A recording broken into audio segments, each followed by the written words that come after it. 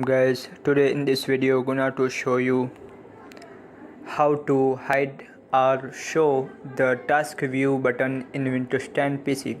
So guys, if you want to hide or show the task view button in Windows 10 PC, so very easy. This is task view. So if you want to hide, so right click on taskbar. After click on show task view button. So if you want to hide and this expose, that is, and if you want to show, so everyone right click in taskbar. After click on show task view button, that is.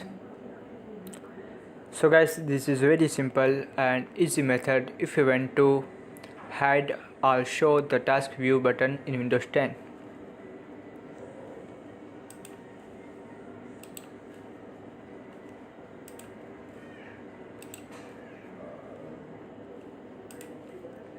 That is.